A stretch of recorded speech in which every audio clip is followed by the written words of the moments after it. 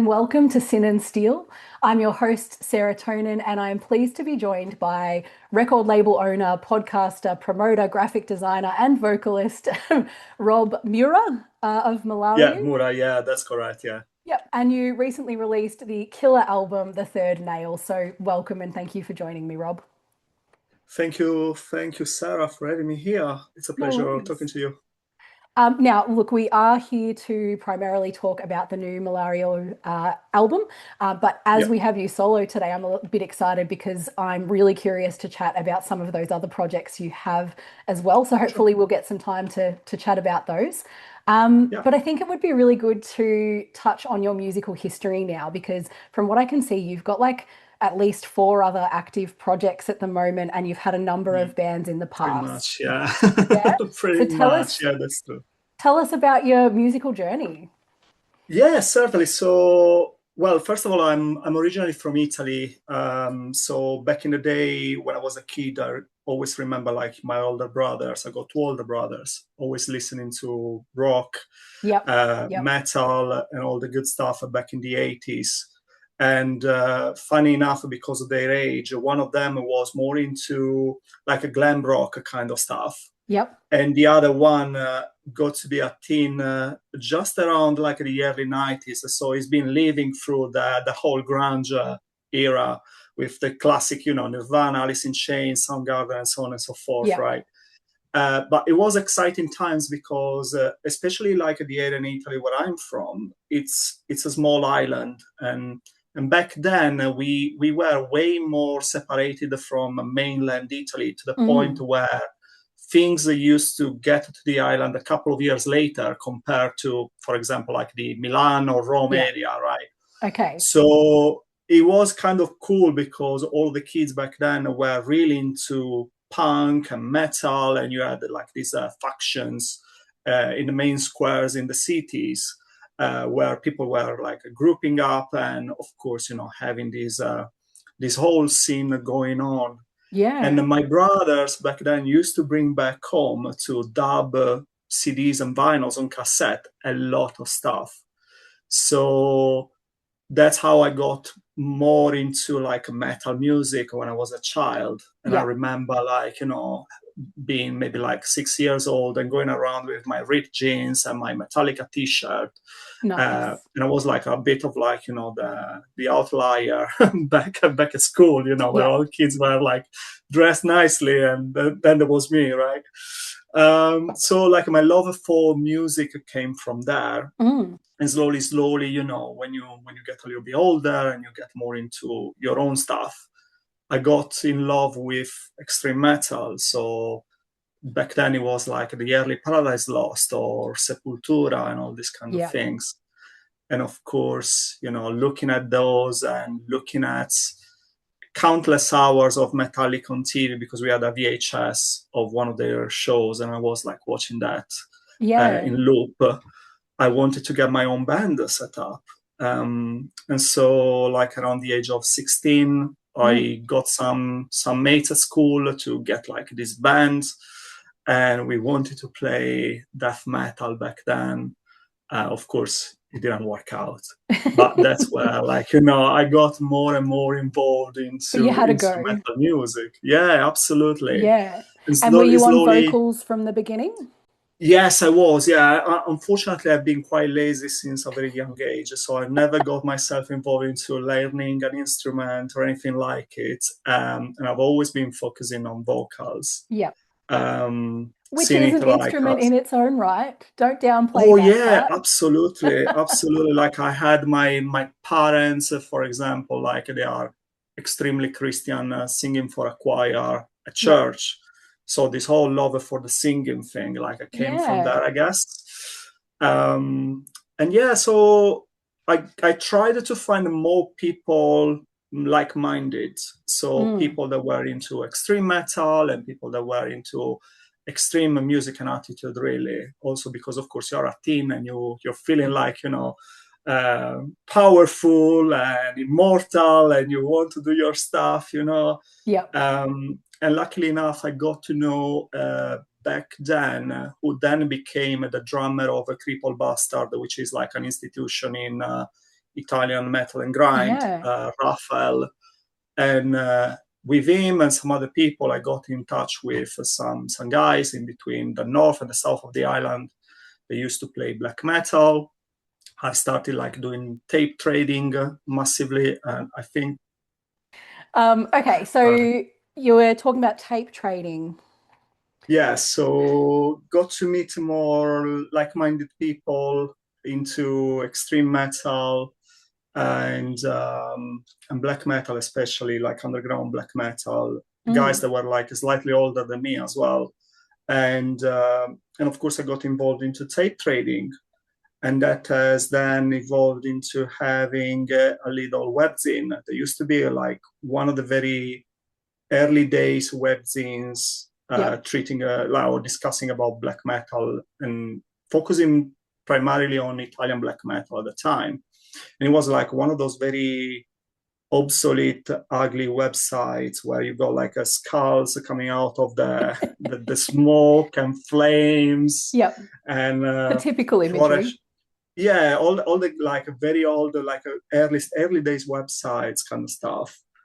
And I used to be like a very involved onto like forums and Mm. Mirk chats and all of this kind of stuff. So I used to get in touch with quite a lot of people, and that takes, of course, to tape trading and having more titles and wanting to then press your own things. Yeah. And so I was like about 16. I used to have like an evening job, and with the little money I was making out of it, I was then spending it into pressing cassette tapes.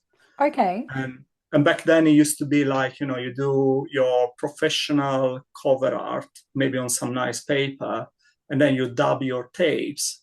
But compared to how things work nowadays, we used to do like 2 to 500 cassettes, and then you were able to actually distribute all of them. Yeah. And it was great because then I got to know like a lot of people in Italy, a lot of people abroad. Um, and I was like very involved into this kind of like activity, Yep. to the point where my parents became quite suspicious because I started like receiving like tons of packages at home, Yep. and they were thinking like I was into drugs and stuff like that, because they couldn't understand like why are you receiving so much post all of a sudden. Yeah. um, and then of course, like, you grow a little bit older, finish schools, get my first job, get the label to start pressing the CDs and vinyls back then, and get more and more and more involved into the whole thing. And then of course wanting to have like a proper band on the Yeah. side doing music. And we started the activity with a project back then that didn't do much, but that has been like a sort of the first lineup for my main band in the early 2000s, called Urna, that started as a black metal band and then evolved into its own kind of beast, Mm. because it used to be the early days of the revamp of a Funeral Doom. So all of a Yep. sudden you had the Skepticism being pressed by Red Stream. There used to be like an American label that got pressed as well, the like of Bethlehem or like other loads of stuff. So there was Skepticism and Pergoton and Winter, and then get more and more into extreme stuff. And it Mm. used to be like the golden era of as well, like cold meat industry. They used to press a lot of ambient industrial and all these kind of things. Yeah. And so this project that started as a black metal evolved into something that used to collect into it, not just black metal elements, but Yep. a lot of other stuff. So from electronics and ambient to like Funeral Doom vibes and avant-garde kind of music. Yep. And it was quite cool because back then we had like a very good promotion for the label. So we ended up in Terrorizer and some other magazines Yep. in Europe, mainland Europe primarily. And then, of course, we wanted to play more black metal. So it was like, okay, we got this project, it's doing its own thing, we like it, but we just want to get back to the roots. Yep. And so we created another project called Locus Mortis that got pressed for a few albums in between 2005 2011. by the same label that was pressing my main band at the time. Whilst I was, of course, keeping going with the label activity and writing reviews, etc., and getting Yeah. more and more and more involved into this whole thing to the point where like I didn't have room in my parents' place to put like CDs and collect like random underground music the whole time. And of course, like, silly enough, most of my salary was going to be spent into music. Yeah. Yep. So just crazy, crazy times.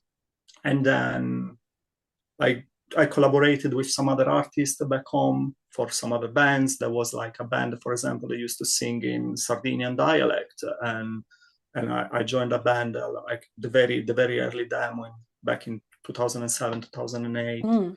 And then life happens, and I found myself like struggling with the job because back in Italy, it's unfortunately since like let's say the second half of the 90s, the economy started like slowly decaying, Yep. and that has caused a lot of problems with unfortunately the lack of like a fixed employment for youngsters across Okay. the wider like the whole country, and especially in the south and the islands in Italy, it was like a massive struggle to find like a permanent Yeah. job and employment. So I was like primarily working maybe during the summer season like a slave, doing like I don't know 14 hours a day, no days off, and Yep. these kind of things. And then winter time, working without a contract, without an insurance, no pension funding or anything like it, right? Like the good stuff that we are used to in Western society, anyways. Yeah. And that's been like a very painful decision. But then the alternative was, okay, so I'm gonna be staying here and keeping like with my lifestyle, and most probably I'm gonna be dead within like 10 years because there's nothing going on, drugs, alcohol, and all this Yep. kind of stuff, right?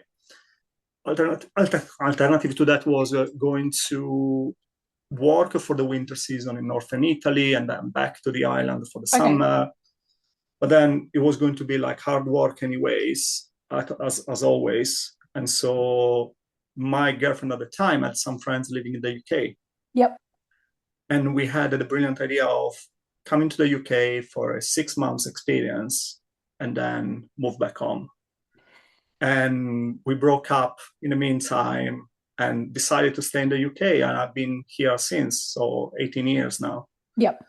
And of course, with compared to the lack of opportunities back home, and what I could eventually achieve in a big city like London, I got involved into music here, so trying to get my own band started. So I played around for a while, and then I got involved with a guy that wanted to play doom metal, and we started like playing with his own project called De America, and then we founded a phonic frenody. There Mm. used to be like an all stars funeral doom band because we Yep. had the musicians coming from pretty much all over the place. So we had collaborations with the like of Greg Chandler from Esoteric, one of the guys playing guitar with a mournful congregation, Yep. and some other musicians from mainland Europe, Australia, United States, and so on and so forth. We did quite a few albums, and then we just like I think I felt like the direction the band was taking was more into melodic stuff, and I Yep. wanted actually to get more onto the heavier side of things. Yep. So we didn't find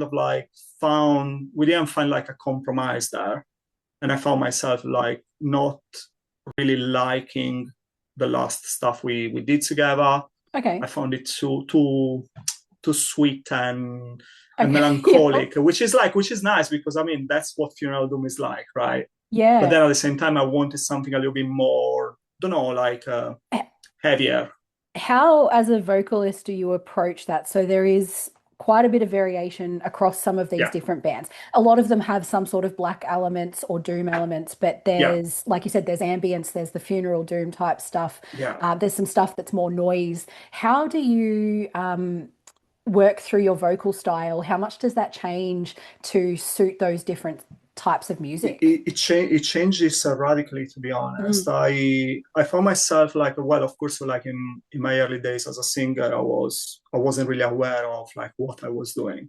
So yeah, you hurt your throat massively, and you really don't have your sort of like trademark style, yeah, and you don't have like your identity really as a vocalist, especially when you first start.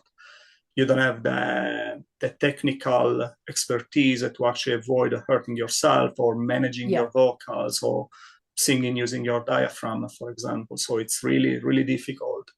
And I think like, an element that is really important then is a perseverance and trying to find your own way of expressing yourself yeah, in a way that is going to be feeling good to you.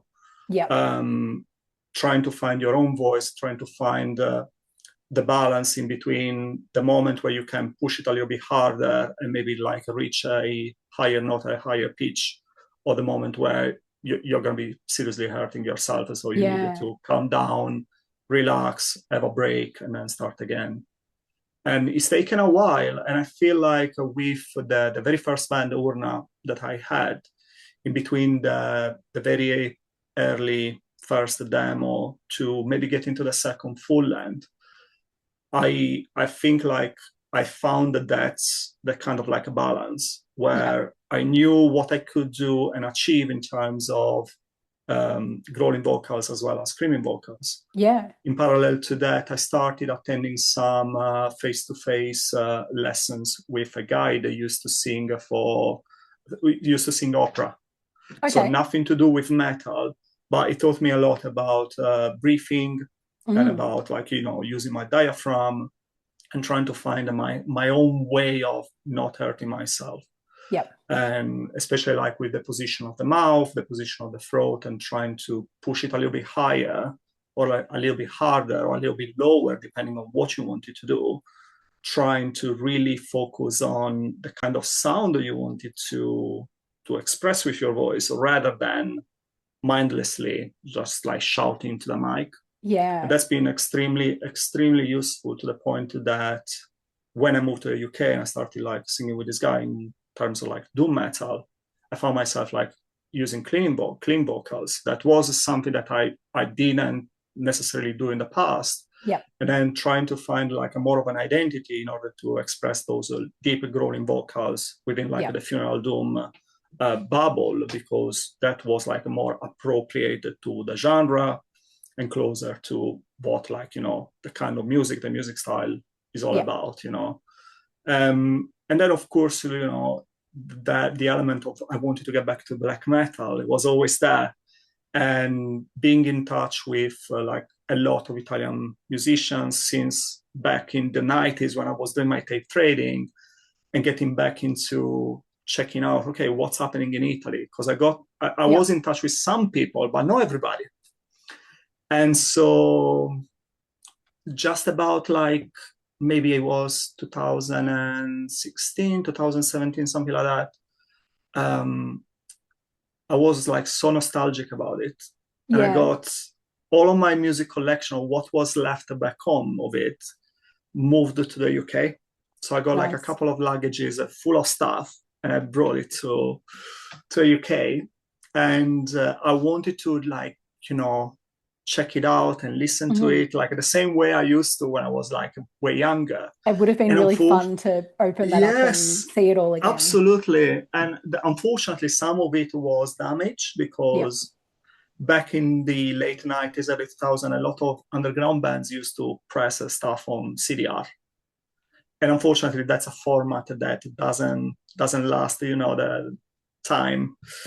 So a lot of it was damaged, and I got like the brilliant idea of trying to get most of this music, recover it somehow, Yep. and convert it into a digital format to avoid for the specific music to get lost.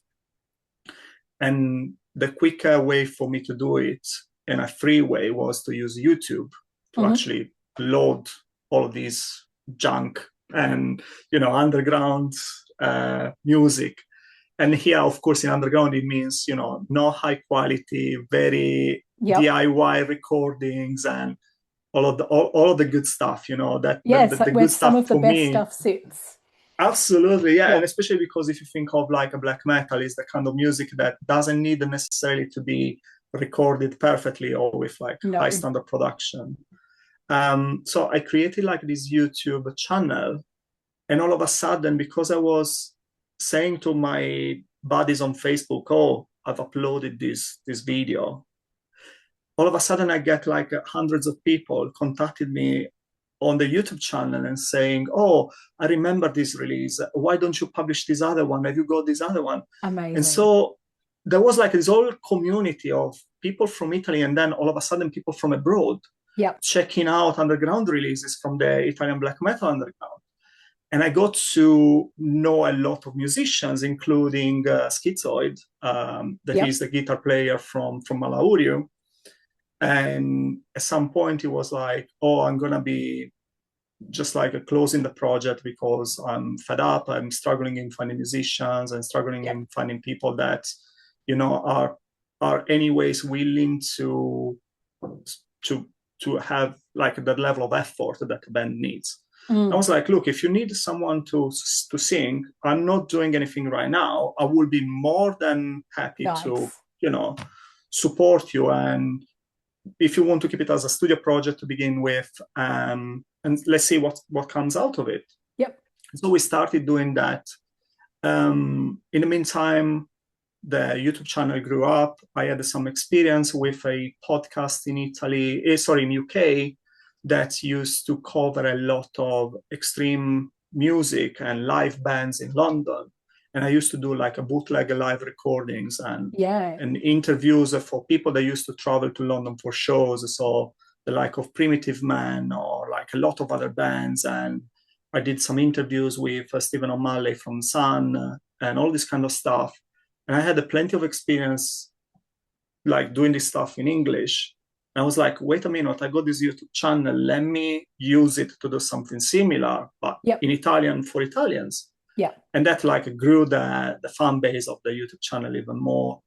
Then eventually like the YouTube channel got censored by the platform Visia, is no more, because of course in black metal you got some tits and not really politically correct front cover arts that the Yep. platform has did, and unmanageable or like not the kind of content that they wanted on YouTube. So they shut down the whole channel, but still like kept like the basin of contacts with the Yep. people. And in parallel to that, Schizoid told me, "Oh, well, I'm going to be moving to London because my girlfriend lives in London." And I was thinking, okay, shall we do Malauriu live in London then at this point? Like, let's Yeah. find musicians. So he moved on, he moved over, and we found a drummer that used to be one of the guys I met back in the early 2000s in Sardinia. They used to play drums with a band called Infernal Goat, and he was living already here in the UK. So I was like, "Mate, Yep. why don't we join us? Let's get this thing going." And then eventually we've been struggling for a little bit to finding a bass player. We got Remains, that is our current bass player. Yep. He's from Ireland.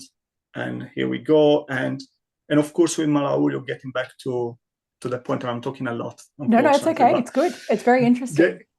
Getting back to the point regarding the vocals, Malauriu had the necessity of like a very strong presence from the vocals perspective, because the previous singers in the band were quite iconic in terms of their approach to vocals. Yep.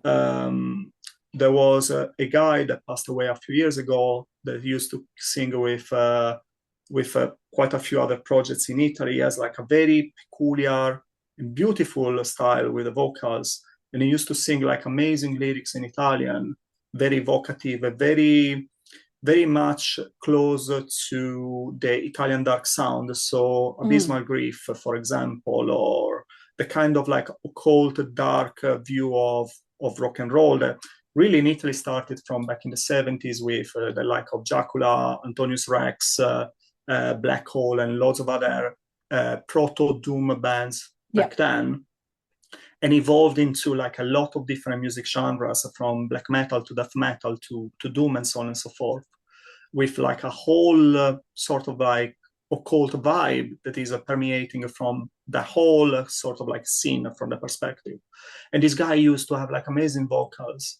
And then there was another singer after him that had like an incredible voice range, like a very high pitch and very like amazing, like in terms of like sort of like the pain and the cruelty in the vocals themselves. So I was like, gosh, I needed really to find my way to do this properly and find my own style here. Yeah. And so it all like evolved into this new punkish approach that that we came up with. And funny enough, like I had in the meantime collaborated with another couple of bands, Grimwald and Atramors. Grimwald is like a band from Turin in Italy. I was doing some vocals for them. Yep. And some of the last stuff we did together had the kind of like a punkish vibe in one or two tracks. I heard some of that was a little bit thrashy in a couple of Yes, parts. exactly. Yeah. And then with Atramors, it was a project where I did record just one album, but I was coming in as a singer after Michael Ford from Black Funeral had recorded the previous album. And so I was like, okay, this is sounding like a way different, way more punkish, Carpathian Forest inspired. Let's try to find something there. And I came up with some like a very grim, like raspy vocals there. And Malauriu was like, okay, wow, this is like really encompassing what I've just done over the last couple of years, but with like even more a D-beat, punkish attitude, right?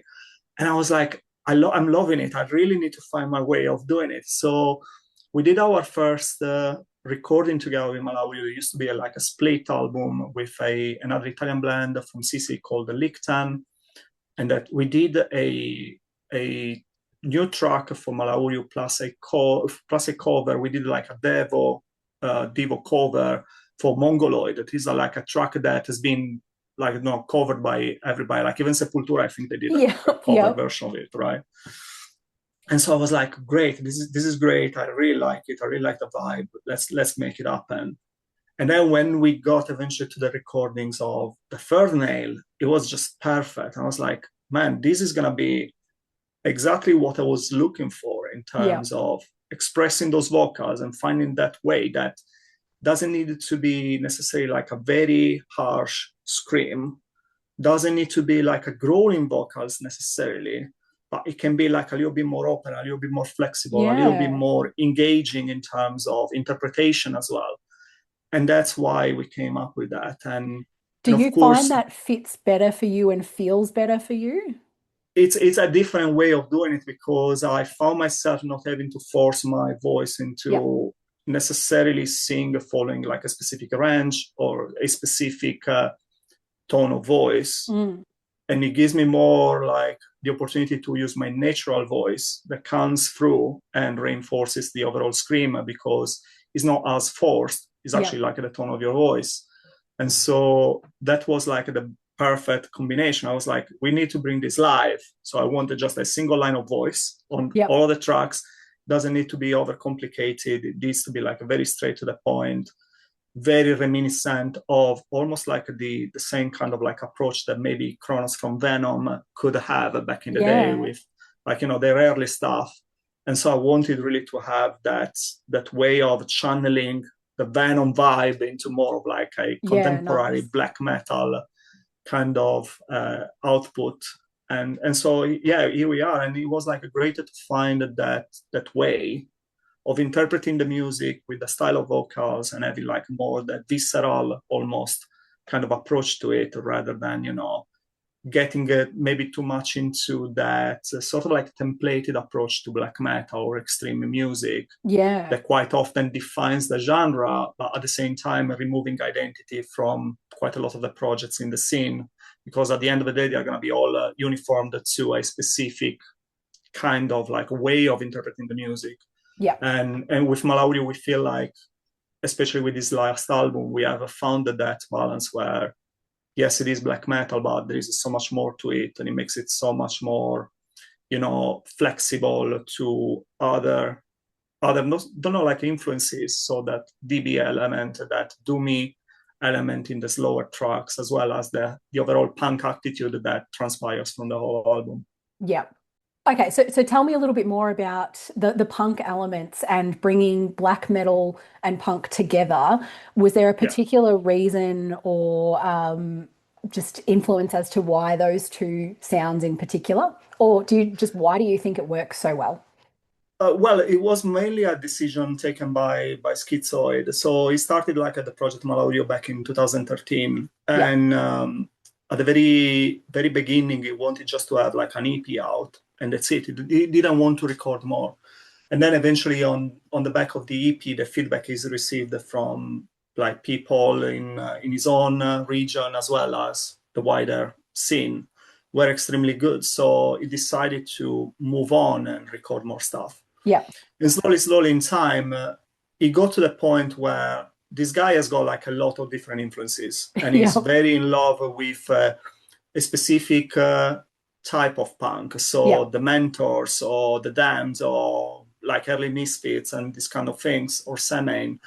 And and so I think like that element and the set of influences was mm, always there. And slowly, slowly in time, he's developed a kind of like approach to black metal in his own way that was really reminiscent of that Italian dark sound that I was mentioning earlier. So those occult elements and different vibes that coming from proto doom going to yeah, more thrashy and don't know, not necessarily black metal music. A few years before we got together, he's founded a project called Ossario. And that was, I think, like the very early kind of like experiment in terms of joining those thrashy, punky elements to the black metal stuff he yeah, was doing with Malauriu. yeah, And it's done just like an album, but it was like a great in terms of vibe, in terms of impact, and getting straight to the point in your face, mm, and not necessarily, trying to overly engineering like the atmospheres with like a lot of reverbs yeah, and that kind of like a new wave of black metal we have seen maybe over the last 5 to 10 years, right? Taking all over from post black metal and moving into more yeah, like ambience kind yeah. of feelings. And so There's like he there's had some this really interesting ways that people are diversifying the black metal yeah, genre over the past few years, and it's really cool to see because yeah. it's taking it and showing us how much further it can go and what you can do with it. Oh, absolutely. I totally agree. I totally agree. And I feel like, black metal is one of those music genres that realistically can give you a lot of flexibility and a lot of opportunities in terms of experimentation. Yep. Um, Moving from, don't know, extremes with bands that are closer maybe to ulcerate in terms of approach, or like, getting very, very minimal and atmospheric with Mm, don't know, like even like dungeon synth elements that yep. nowadays seem to be like at the top of the list in terms of new wave of. So I feel like with that in mind, there is one of the aspects primarily in black metal that quite a lot of bands, especially over the last maybe 1 or 2 decades, have completely forgotten about, which is if we think of the early days of black metal, so the infamous first wave with the Celtic Frost and Bathory and Yep. Venom and even Merciful Fate, if you want to add them to the mix, right? Um, there was a lot of attitude there in terms of Yes. using those elements of punk and hardcore, especially, or even like the beat stuff like Discharge or the kind of stuff, the kind of vibe, and mixing them with black metal. And it is something that slowly, slowly got lost because Yep. then since the second wave, third wave, we moved into symphonic and then like loads of other different genres like religious and religious black metal, industrial black metal and Yep. whatnot, right? And so I feel like that that series of elements that are really actually very much embedded into the primeval form of black metal Yeah. have been sort of like a forgotten and left behind as something that quite a lot of bands felt somehow, don't know, it's too easy to do, so I'm not going to be doing it. Yeah. Or is it too punky and I'm not going to be doing it? But then if you think about it, like, even in the most despicable war metal band, like, I don't know, Blasphemy or Revenge, Yeah. or even like a more modern bands, there is still that element. If you listen carefully to the riffing, you're always going to be Yeah. finding those set of chords then that are reminiscent of punk. Yeah. And so to us, I think it was like the natural evolution or involution in terms of Yes. we want to get back Yep. to not necessarily like a oversaturating sound with reverbs and delays, etc. We've done that. We've been able to do it. Why Yep. don't we do something that we feel closer to where we are at musically now and the kind of stuff we really like? So Yep. I think that's where we decided then to use those elements, bring them back to what Malauriu was doing in a similar way to what this other project Osario had done, and try to merge the whole thing together with Mm. something that could be simple to play, that didn't have to be necessarily like, too complex, very short tracks, straight to the point, without like, necessarily like structures that could make things difficult to follow through.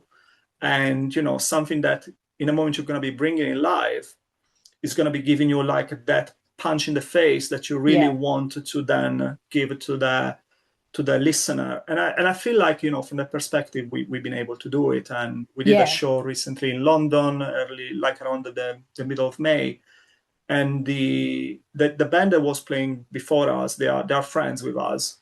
They have like a completely different approach, like a very, very much so like, atmospheric in the way they are playing, although they've got some death metal elements and they keep it kind of like a quite tight Yep. and violent, but very much more atmospheric compared to us. And when we jump on stage, the response from the public, it was like a proper, like almost punk concert Awesome. kind of thing, where More you don't have energetic. that. Yeah, absolutely. You don't have the guys listening to black metal in the background with their arms like this, crossed arms and like just Yeah. moving their head. There was like a proper movement in the crowd and people jumping Yeah. around and like way more don't know, like, I guess organic in terms of Yep. the approach to the public and the response from the public to us. So Yep. it's been great from the point of view and seeing that we've I been able think to actually capture that.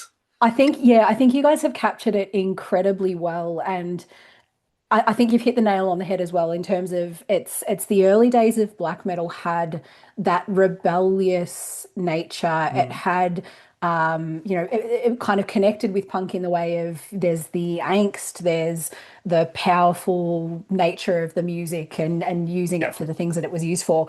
But black metal hit a point where it was like full of gatekeepers, and Yeah. if you listen to anything outside of it, it was you're not you're not a proper black metal person. It's not true. It's not cult. It's not whatever. And I think Mm. that kind of really restricted it. So I Yeah. think that's where it got lost, right? But people are taking that back, and you guys are taking that back in that same sense with getting back to the roots, but in a Oh, new oh way as yeah. well. Absolutely. I think like you hit the nail on the head there, because I guess, from our perspective, we are a little bit tired of don't know, jumping on stage wearing face painting. To us, it's like lost completely Yep. the original meaning and that kind of way for musicians to don't know, show their almost animalistic and ritualistic Yep. aspect of black metal, right? Yep. It's more like nowadays something like we find quite templated, and it's kind of like hilarious that then you find like this whole scene of people that feel like, oh no, black metal, you should be listening to this, or you should be wearing this patch on your jacket, Yep. or this and that. And then all of a sudden, you might be finding yourself thinking like, why should I be adhering to what other 3,000 bands are Exactly. doing. That's When completely against the point of it in the first place. exactly, absolutely. And so, like, don't get me wrong, I appreciate that there are bands that feel that is necessary for them to be able Yep. to embrace the kind of like vibe they want to transmit to the public, Yep. either on stage or like simply through their own recordings on CD Mm. or digital or whatever, right? That's one of the good aspect of black metal, the interpretation that a listener can give to the music is, of Yep. course, totally subjective, and quite a lot of people feel keener in, listening to something they find maybe, ticking the boxes in what they normally like. Yep. To us, it's like, well, we got experience in playing the genre, we got experience in, talking about music. We don't want to do the thing that everybody else is Yep. doing. And from that perspective, like Malauriu nowadays is one of those projects that realistically is quite flexible in terms of the kind of fan base we can meet, because we might be having people coming to us from completely different scenes that are not necessarily black Yep. metal and still enjoying the music because, of course, that vibe and that approach and a different kind of like attitude that Mm. we want to bring to the stage. And I feel like that's really the point here. When we think about black metal, it needs to be some sort of like identitarian Yep. approach to music, right? And if we think about even like the classic Fenris are talking about when they decided to leave death metal to start playing black metal, because in death metal people were starting like wearing shorts and just like t-shirts and not really being like that evil and cruel as Yep. the Yep. mid 80s death metal scene used to be. To us in this moment, it's like something similar. It's like we are sick and tired of people wearing makeup and Yep. people wearing capes. We just want to be us, bring into the Yep. stage and bring into the public something we like with the attitude we feel Yep. most, don't know, closer maybe to us right now, I without think necessarily you having guys to. look badass anyway as you are. So like Thank you. you're gonna look cool on stage even without the makeup and the capes, right? Mm. But That- with the new album, so the new album is the third nail. yeah, I feel like a good place to start would be the album cover because I know that ties yeah. into the themes a bit. So what can you tell us about the artwork and how it connects to the album and the lyrical content? Sure. So the artwork initially was meant to be something completely different, Yep. like completely different. We had the opportunity to engage with quite a renowned artist Mm, that does a lot of paintings and cover arts for a lot of bands worldwide. He's been working quite a lot with Nuclear War Now bands, for example, and he's done a okay. lot of like bits and pieces. And he did for us like a drawing that we loved, and we're going to be definitely using at some point in the future, because it was Yep. like a very very cool with like some cacti and like a demon and like very very cool stuff. But then Yep. we were like, okay, are we going to be using this? Are we not? Or what are we going to be doing with it for the layout and so on and so forth? We were not like extremely sure about it. And then Schizoid had to travel back home, I think, for some like a family reunion, holiday, Mm, like time off kind of thing. And during his time back home in Sicily, he was watching something. I don't know if it was like something on TV or something on the internet. It was like a very old documentary about the Easter celebration in some like a very remote area of Sicily. yeah. And I don't know if you're familiar with like the some of like the functions around the Easter or like the festivities in general in They're Italy or massive. mainland Europe. They are massive, but there is a lot of sort of like a pagan ancient elements of Mm, Christianity attached to it. So you're going to be finding like parades of people like wearing capes and hoods and like beating themselves with like don't know nails and all this kind of like mm, very creepy occult stuff in a yeah. Christian way. And one of the things he was looking in this documentary was like a parade of people that were walking in a town, all these people with the caves and so on and so forth. And they were like the guys with playing the trumpets, or one of which you're going to be seeing on the cover art of the Yeah. album, that were there mocking the crowd. And so Okay. there were like these people with the red mask playing trumpets, mocking the crowd, whilst the crowd was following the cross, doing Yeah. this whole parade all the way to the church. And it was like quite peculiar. And as you can imagine, it was like a vintage kind of Mm. documentary with like a very, very nostalgic, weird colors as well, because of actually the film that was used to Yeah. record the whole thing, and with a sort of like a voiceover describing the whole thing. Yeah. And then when it got to the part of the documentary where you had these people with a trumpet, it was like, oh man, I love this shot. We need to use this somehow. It looks And so he so came back good. to London. And it was like, oh, I've seen this thing. You guys need to see it. Oh my gosh, this is like amazing. I really want to use this for the cover art. Yeah. And he got a shot. We got like a first draft of the artwork with a friend of ours we had collaborated with in the past, and it wasn't quite what we were looking for. So we got involved. We got in touch with another graphic designer, and this guy has been really able to exalt the colors as well as keeping the sort of like a very old film kind of tones and Yeah. lights within the artwork itself. And one of the creepiest thing was, instead of like focusing on the front cover art, the inside of the booklet, it's just like a 4 pages booklet. It's not something massive, but there is like a very creepy image of like a crucifix and Jesus crucified. Yeah. Okay. Very, very weird in terms of colors and the kind of image itself, and extremely grim in terms of like, of course, Christian iconography with crucifixes and Jesus crucified and all the pain and suffering and so on and so forth. Yeah. And it was like great. I was like, this is like really going well with what we are doing and really going well with the lyrics, because what we wanted to do with the lyrics as well, we wanted to keep on a side that very punkish, in your face, acid satanic kind of like vibe. Yep. So that the usual venom kind of like a kind of lyrics with stuff that might be reminding you of tracks like a Teacher's Pet, or like, I don't know, even black metal, and all that kind of booze and drugs and sex and Yeah. the whole series of like topics you might be finding in Venom.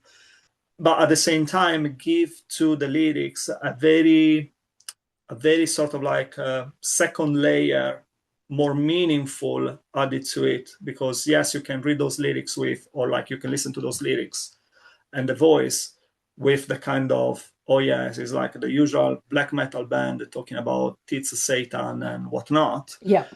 Or you can listen to it thinking of the Christian approach to the Easter celebration in this case, Mm. the kind of like a very occult magic vibe attached to it, that Yeah. unless you might be living in the region and being witnessing those kind of like processions and those kind of events, you might not really be familiar with. And so there is a lot of second meanings in the lyrics, Yep. talking about, for example, life and death, talking about the corruption of flesh, especially in light of what could be like the Christian attitude, Mm. and you know what Christians in general are preaching, but then at the same time behaving in completely different ways, because Yep. we are all sinners at the end of the day. And there is quite a lot as well of denounce of like pointing the finger at some elements of Christianity we are all familiar with nowadays, like pedophilia, or Yep. like, you know, the fact of like abuse, especially like in terms of sexual abuse and this kind of stuff. Yeah. So with that in mind, you know, if you listen to the lyrics, yes, they might be sounding funny willingly, because we wanted to then Yep. capture the specific kind of like topics. But at the same time, if you listen to it in terms of like some sort of like, how can I say, a way of describing Christians and Christianity Yep. and the behaviors of, like, you know, the true believers, so to speak, Yep. then that's where like it really comes from. And of course, like Some of for the people like us, hypocritical yeah, nature of it. absolutely. Yep. Yeah, definitely. And, you know, for people like us, you know, coming from Italy, of course, Italy is totally Christian. We got the Pope living in the Yeah. Vatican, right? How And so how the does whole, that culture impact, and how you, when you've grown up in Italy, how has that impacted how you feel about religion, and then how this sort of thing is presented?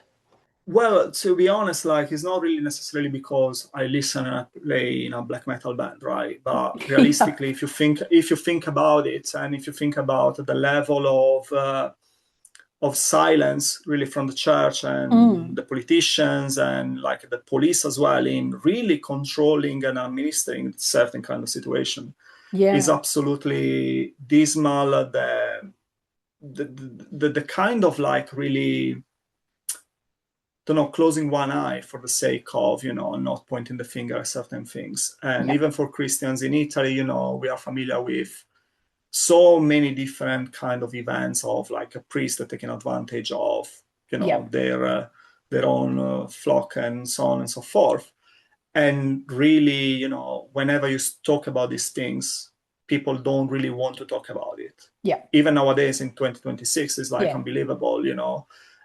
I come from a very Christian family. My parents are like Christian extremists, I will say, Yeah.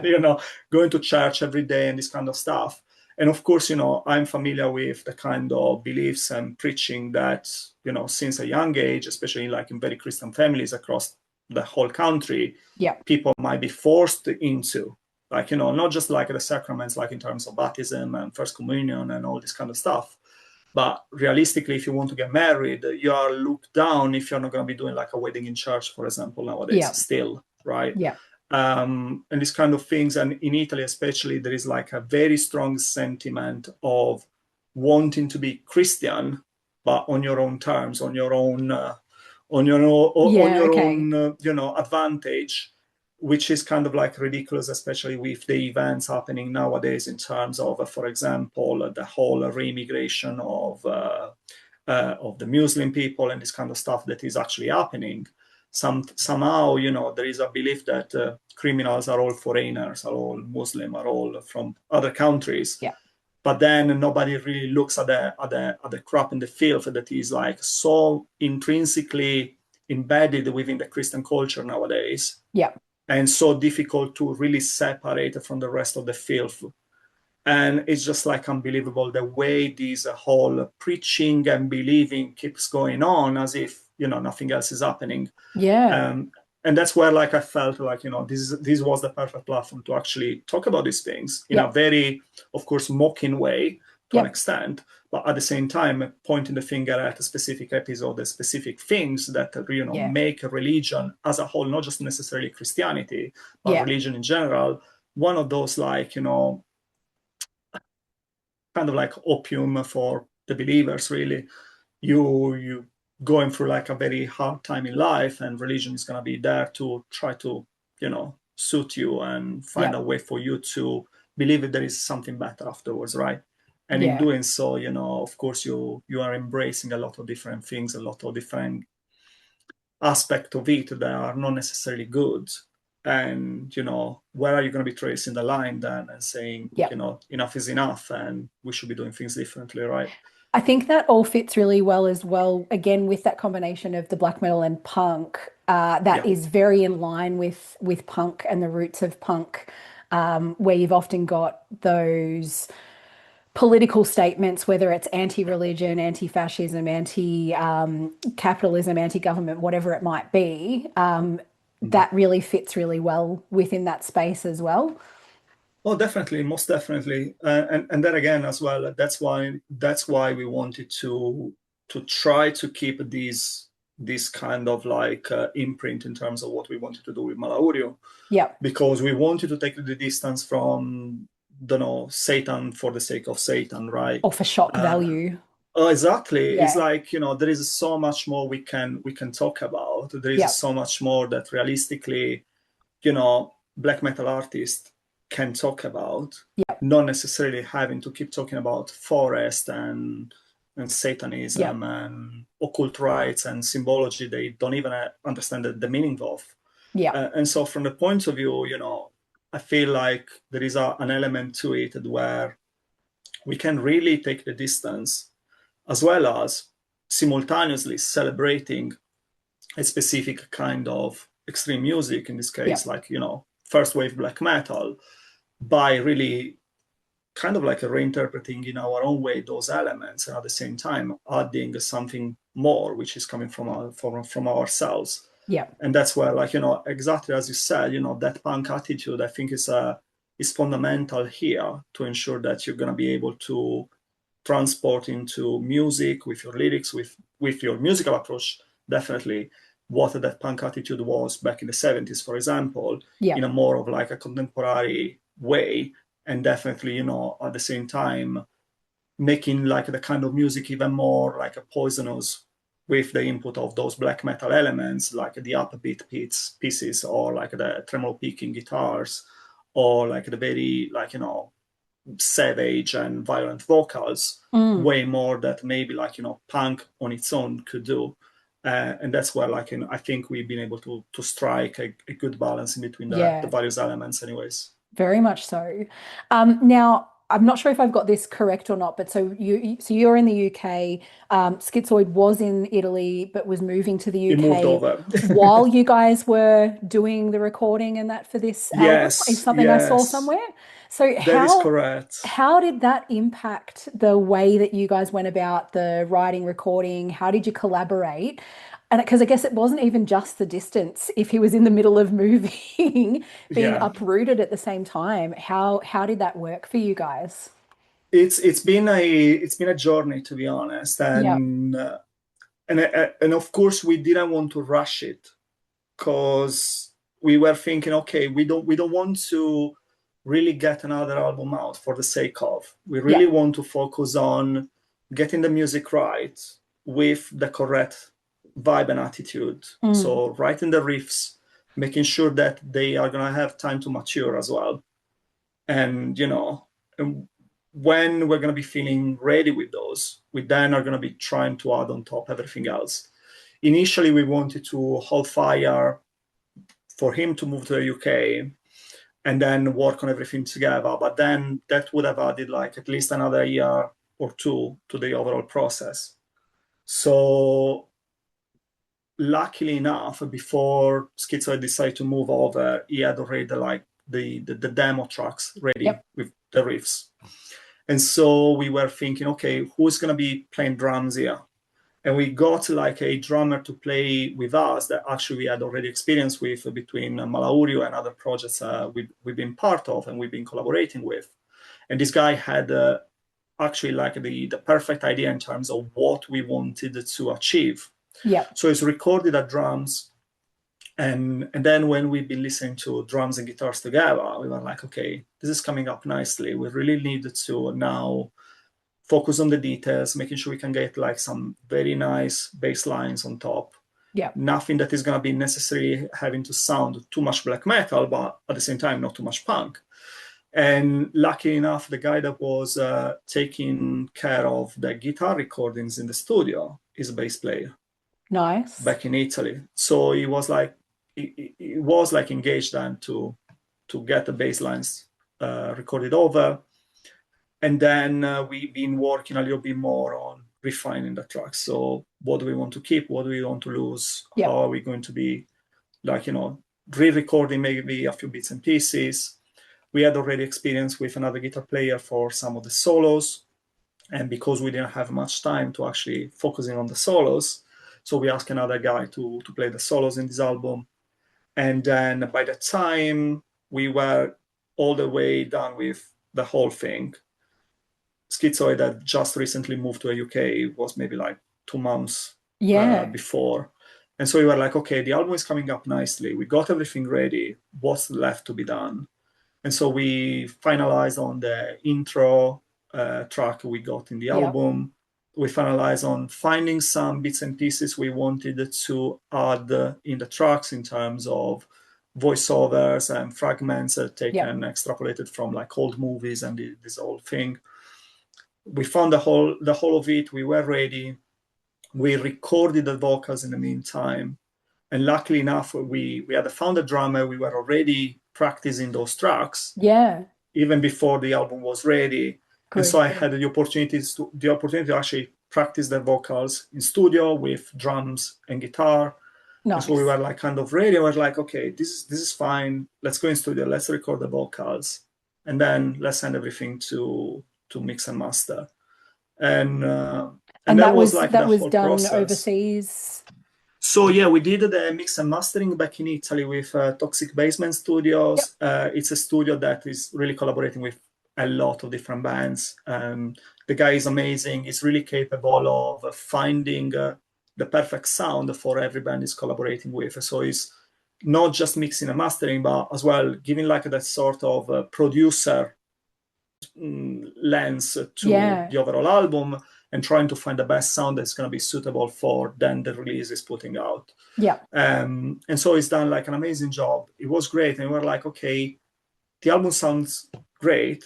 We want to go like a step further. Why don't we send it out to Necromorbus Studios in Sweden, where Mayhem, Vatain, Funeral Mist, all these like big names have been recording and doing things in the past. And so we did. We sent everything there for the mastering. And by the time we got the master back, like a week after, we were like, wow, this is sounding great. Like Yeah. we really loved it. And it was like the first time for both me and Schizoid where we got to listen to the album and we didn't get tired of it right away. Yeah. Because when you're like producing music and recording it and everything, you're gonna be listening to the same tracks for so many different times, like in a row, and like over the whole arch of like the recordings I'm making of, Yeah. and you're just gonna be like nauseous at the end of it, and you're gonna be like, okay, I had enough, park it on a side, I Yeah. don't want to listen to it anymore. And this one instead, it was like, wow, it's sounding great, and I've been listening to it in loop for like 3 months, and I was like, wow, it's never getting me bored. It's like really keeping up, and it was like very, very, very good to have the final product in your hand and seeing like, wow, the intuition we had with the mixing of like the different genres and the kind of sound we wanted to have. And in the production phase, I think both Toxic Basement and Necromorbus have been really capable of capturing what we wanted to achieve Yeah. and being able to transpose it into like, the final version of the tracks. And yeah, it was like fantastic. Like to us, it's been like an amazing experience, although of course doing everything in between two countries Yeah. and with the whole struggle of finding the time to record and packing everything and moving over and trying to find a Amazing. job here for Schizoid and everything else. It was like actually very good. It would have been hectic, but look, I think that the outcome is great. I think you guys have done an incredible album on this release. I mean, I think I listened to it about 12 times in the first week that it came out, and I couldn't Wow. even tell you how many times I've listened to it since. I would be surprised if it's not in the top of my release picks for this year. It's really good, so well done, Thank and you. Thank you very congrats. much. And it means a lot, to be honest, because to have people like you listening to the album and then providing such great feedbacks, it really makes us feel proud because we definitely then have been able to do something that is gonna be surviving the Yeah. time, and we definitely are gonna be able to do some more, like possibly in that same direction in the Yeah, future. so is the current lineup now going to continue, and is there plans to do any additional shows? Are you looking at broadening where you're playing, or just picking up Yeah. some stuff nearby? What's the plan? So it's a bit of all of these, to be honest. So Mm, we are currently thinking of recording some new material, possibly by the end of this year, because when wow. we started preparing our live set, we had to expand the 7 tracks of the album if we remove the intro and the last one, which is a cover, Yep. with 2 older tracks we had, and we had to review those tracks a little bit to rearrange them for like a live show performance. So we want to record those 2 tracks, as well as we now have got like a full lineup. We really would like to get some input from the bass player from Remains, Yeah. and for him to work with Schizoid and get some new songs together. And we have already started like recording some demo version for a few new tracks. And I think we're going to be doing possibly 2-3 tracks Yep. plus the 2 older ones remade. Ideally getting into finalizing the recordings by end of this year, if possible, Yeah. and then possibly releasing something early the next, if we're gonna be able to. That's a huge effort to be doing something again so soon. But Yeah, well, we don't want to hold fire, to be honest. We yeah, want to keep active, especially now that we got a lineup and we yeah, can focus on writing music all together. We are living all in the same town, so why not? I think yeah, like it's the perfect moment for us to be productive and making sure we are not going to be resting for too long. yeah. In parallel to that, we are looking, of course, for live shows. It's a bit of a mixed bag, to be honest, because first of all, like the way London works nowadays is very different than the way it used to be, like, for example, 10 years ago, before Brexit and before COVID. Yeah. A lot of venues have shut down. It's really difficult for promoters bringing bands in because of the visas cost associated to the Brexit border kind of a situation. Yeah. So promoters are really struggling in bringing underground bands, especially, which means the underground shows are really there for very underground bands. Mm. There is no more that sort of like a middle range of events where you might be having not necessarily like a very famous bands, but at the same time you're going to be having the opportunity to bring the underground scene, local scene in to play show next to like maybe more experienced names as it used to be back in the day. Yeah. Quite a lot of those clubs shut down. I remember like we had the Unicorn. It used to be like a very infamous pub in London. That shut down just during COVID. They used to have like shows every day. You could go there, free entry, and just like the bands were paid by what they were selling at the bar in terms of drinks. It was Yeah. great, and that doesn't exist anymore. So finding shows now in the UK is very difficult. Yeah. You find shows where you're not going to get paid, not even for the transport, or like a very minimum amount of money. There is a lot of pay to play as well happening, Yeah, especially I with the hear bigger about that a bit over in festivals. the UK, which is just Yeah, nuts. it is. And like, even famous festivals here, they are asking for like at least £400 to £600, if not Yeah. even more, depending on the slot you want to play during the event, which That is is which is ridiculous, absolutely right? insane. It is, and luckily, there are some events taking place. So, for example, Call of the Crow that is going to be taking place in October. Great festival in a barn in the middle of nowhere. Very Beautiful. intimate, very like interesting in terms of lineup and the bands that will be Yeah. taking over. There are some other events like that are taking place every now and then. Fortress Festival, if you're ever going to be coming to the UK, is like an amazing event in Yeah. Scarborough. It's like a small coastal town. The event takes place in a amazing venue. It's like an Mm. 1800s theater, Yeah. and you have like the main theater room for the big bands, and then you go like other two rooms with like a very very old 1800s theater, like a tiny, where you can sit down and Yeah. listen to interviews and people playing Dungeon Synth and all this kind of And are stuff in these the two some of the days. things that you're hoping to get into? We would love to. We would love to, but it's difficult because, of course, the promoters, because of the situation with the visas and the cost of organizing Yeah. events, Yeah. don't really want to risk in bringing in bands that are not going to be then able to pay the bill, right? Yeah. So that's very very difficult, and of course for us we got a lot of following back home, but realistically here in the UK we are a new band as everybody else. Yeah. So yes, we've been active since 2013. We've been like publishing a lot of music, but Malauriu is like a name amongst many here in the UK. Yeah. Anyways, we got some shows booked for the next year. We're gonna be doing like a show definitely in January. We are still discussing with the guys organizing everything. We're gonna be opening for GBH in May, Yeah. which is great because it's like such an incredible name from the past, and being there for GBH and opening the show is gonna be great. And we are discussing with other promoters here in the UK and abroad to see what we're going to be able to organize. Excellent. And hopefully we're going to be able to do something soon. Well, look, it's been really lovely chatting with you, and hopefully I can chat another time and pick your brain Why about your not? record labels and stuff. But thank you for Absolutely, joining anytime. me. Um, Sarah, thank you very much. and thanks everyone for listening into this episode. Make sure to like, subscribe, and drop us a comment letting us know what you think of the third nail. I'm your host, Sarah-Tonin, and until next time, stay metal. Thank you all.